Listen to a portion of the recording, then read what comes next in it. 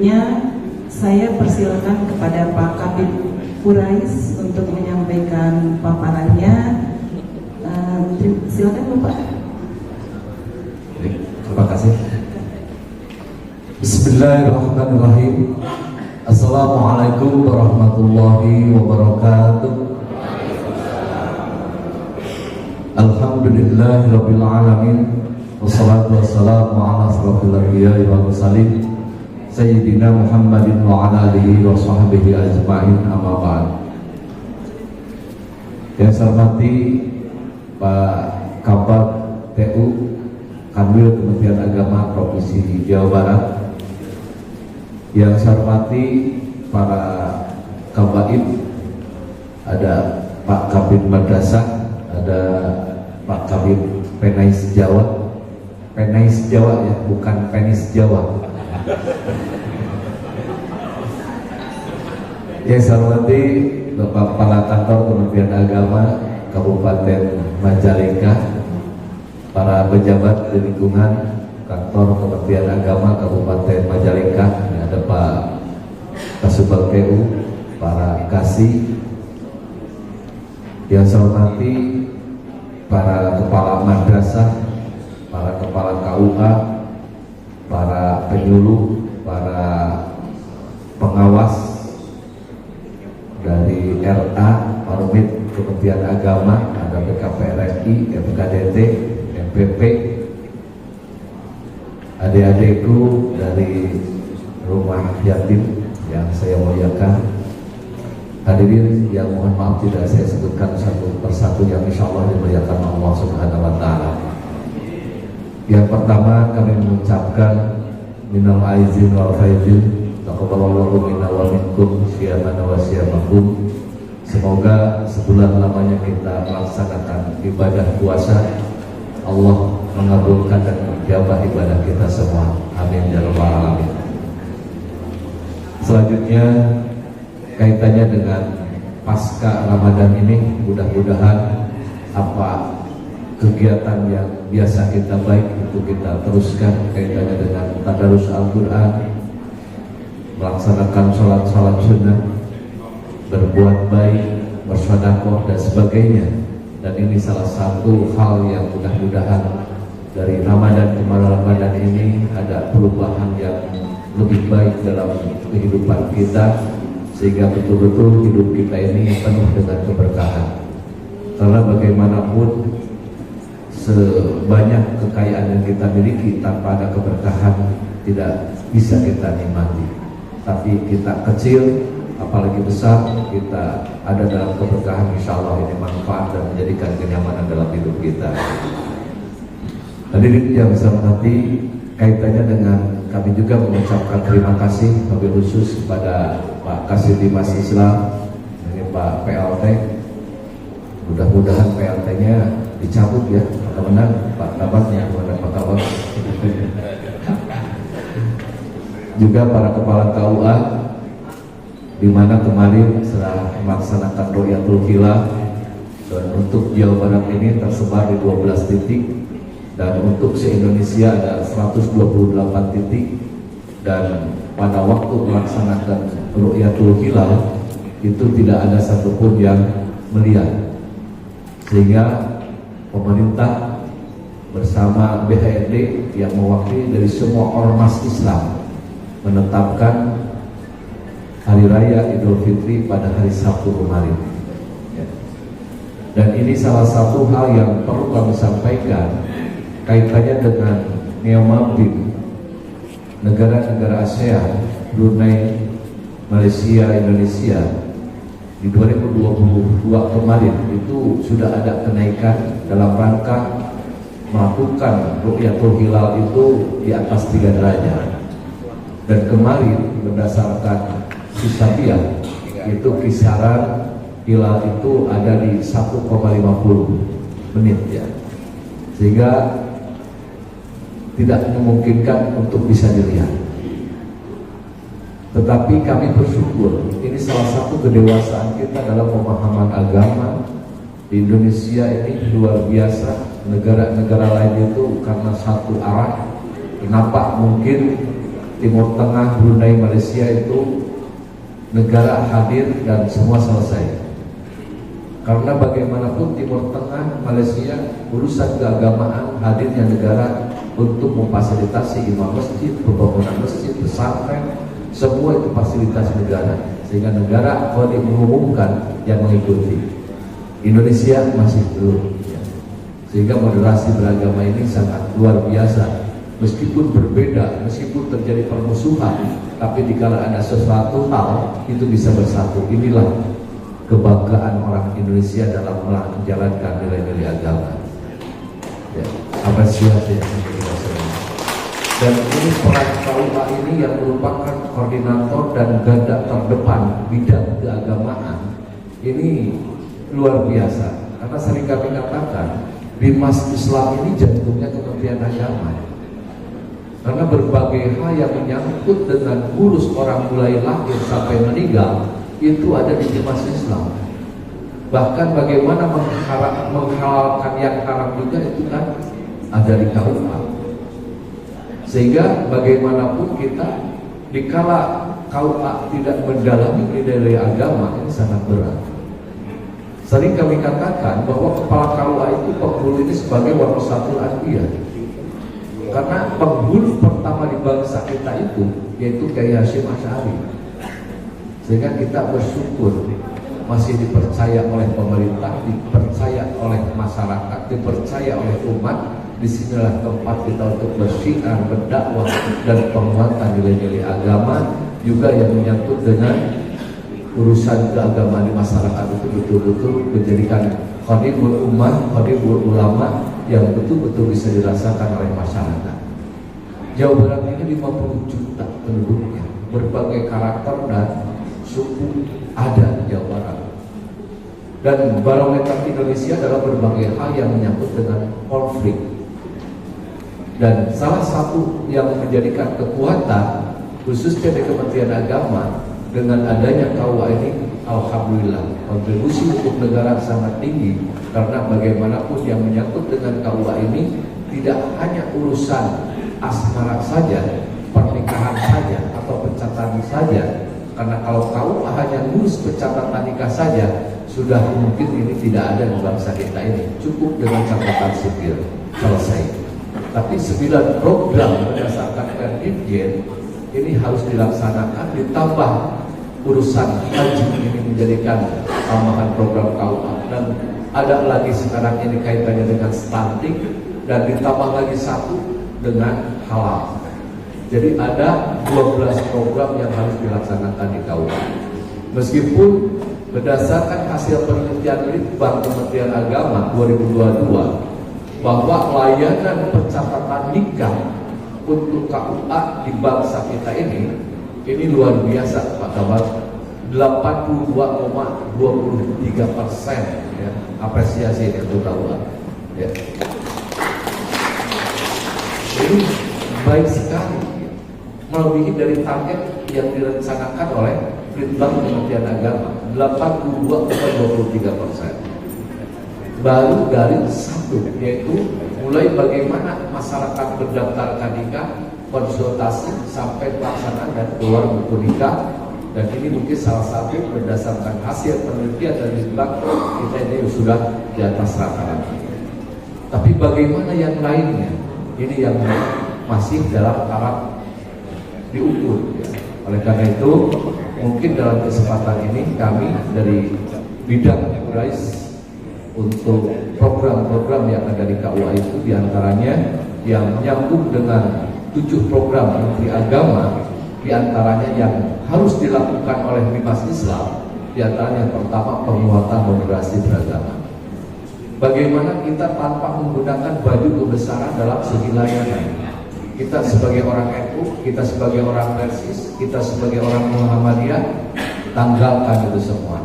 Berikan layanan yang terbaik untuk melayani masyarakat.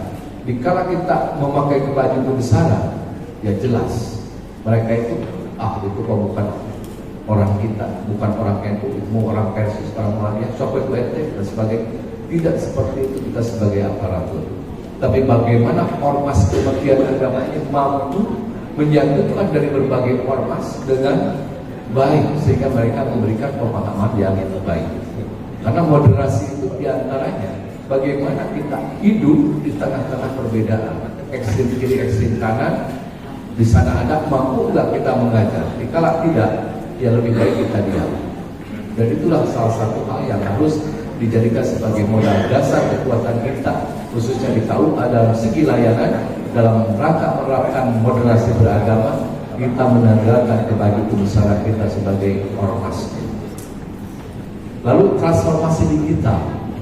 Sekarang ini mohon doanya gitu ya.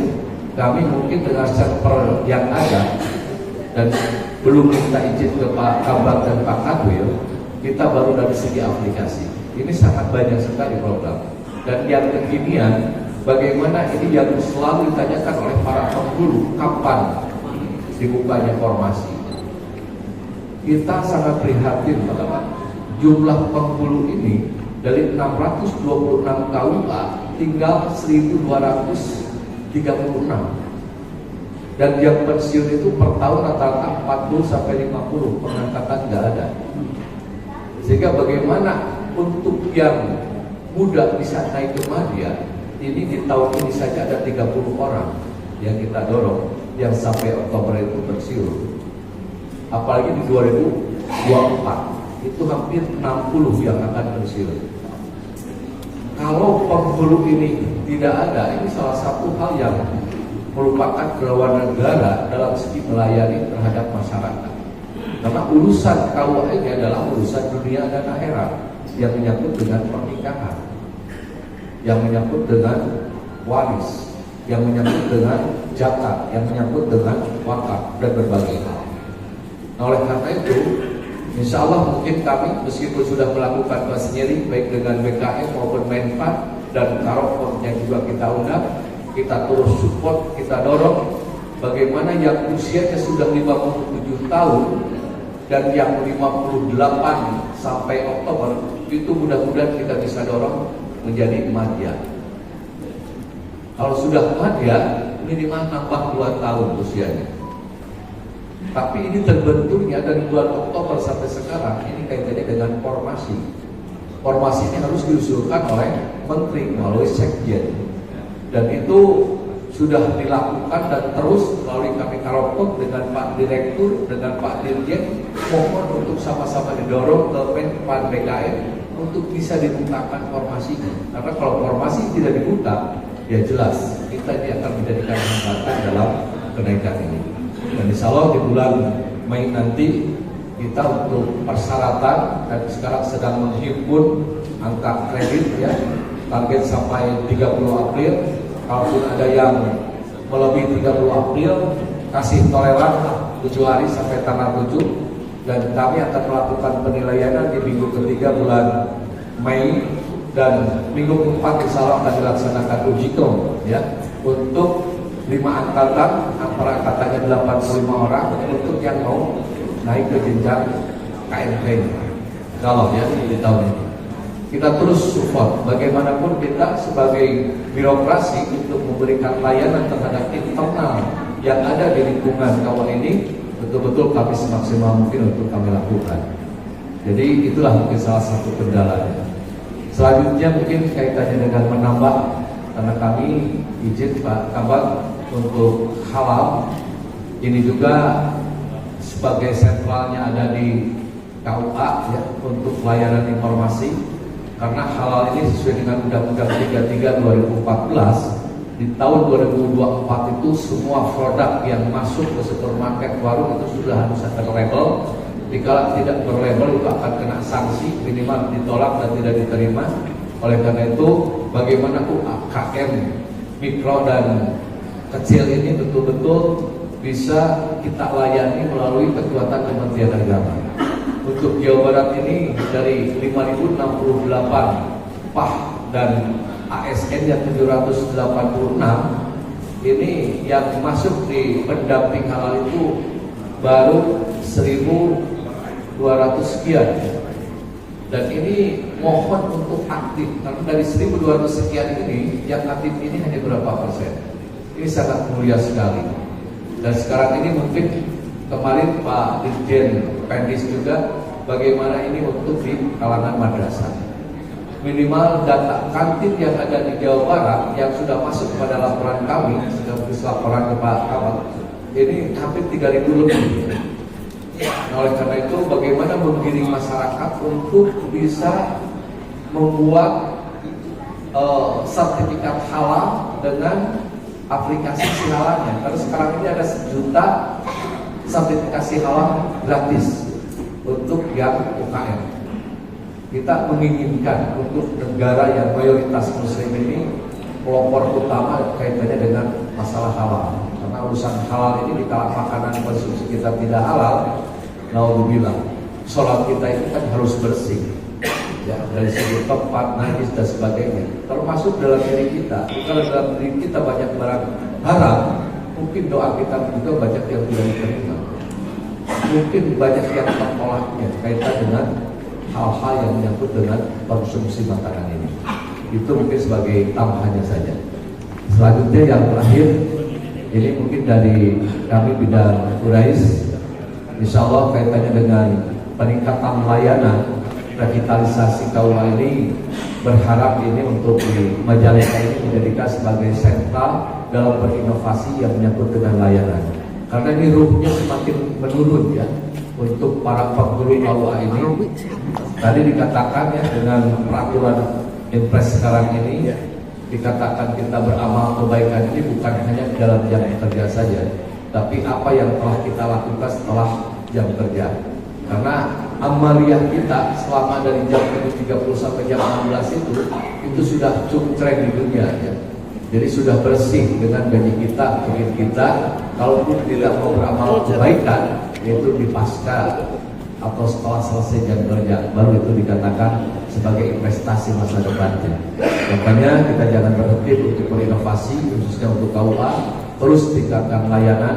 Jangan kita merasa ingin dilayani karena kita tugasnya sebagai khadimul ummah, bagaimana kita memberikan pelayanan yang baik terhadap masyarakat sehingga betul-betul ke depan Kementerian Agama itu punya nilai. Dikala kita sudah tidak menggunakan konsep Islam dalam layanan, jangan harap kita bisa ada harga dan punya nilai dari masyarakat. Jadi itulah mungkin beberapa hal yang perlu kita sampaikan. Karena berdasarkan salah satu uji petik kami ke KUA, kami datang jam 7.30, belum ada siapa-siapa, kami bereskan kursinya, kami bereskan mejanya, lapang pingpongnya kami keluarkan, dan kami juga melaksanakan sapu-sapu di KUA. Baru ada orang itu jam 8 seperempat. Ini salah satu kasuistis yang kami sudah turun ke lapangan.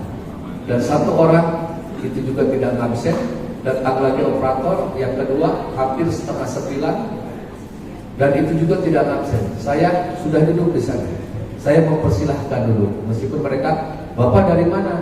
Saya lewat ke sini untuk relawan bersih-bersih yang ada di KUA. Dan terakhir jam 9 baru datang kepala KUA-nya. Ini hanya kasuistis ya. Mudah-mudahan ini tidak terjadi di Majalengka karena saya belum turun di Majalengka. Saya sudah hampir 15 titik yang sudah masuk. Ada yang 8.30, pas masuk ya, 7.30 saya udah ada di KUA. Kami melayani, ada di salah satu kabupaten pelaksana yang mau nikah sudah ada 2 orang, 2 bapak, masih belum ada yang melayani. Ada yang konsultasi, saya juga layani di kantornya karena belum ada siapa-siapa. Itulah mungkin hal-hal yang kami ingatkan. Kita jangan pernah berhenti roh kita ini untuk pelayanan kita, untuk kebaikan kita. Bagaimanapun kita sebagai ASN Kementerian Agama harus menjadikan uswah dalam berbagai hal yang menyangkut dengan peningkatan layanan kita. Mudah, cepat, dan akuntabel. Itulah moto dari KUA untuk bisa dijalankan di Kabupaten Majalengka ini. Demikian yang bisa kami sampaikan. Mohon maaf bila ada hal yang kurang berkenan. Wallahul muwaffiq ila aqwamit thoriq. Wassalamualaikum warahmatullahi wabarakatuh.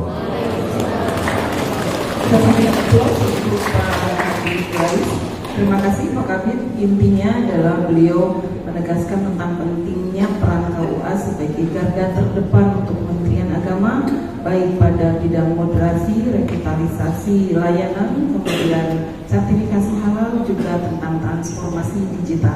Insya Allah apa yang tadi disampaikan oleh Pak Kadif Urais tentang KUA yang hadir siang di Majalengka tidak ada.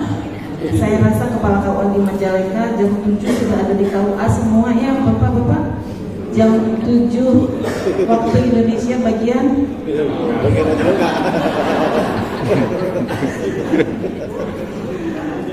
insya Allah KUA Majalengka semuanya hebat-hebat, semuanya disiplin dan mulai sekarang ke depan pagi-pagi sudah ada di kantor. Yang kemarin tidak saya bahas.